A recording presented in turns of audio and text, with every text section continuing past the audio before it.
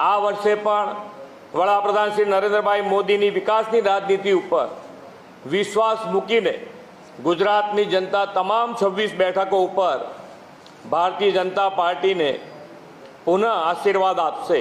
તમામ 26 બેઠકો ઉપર કમળ ખીલશે એવો દ્રઢ વિશ્વાસ છે।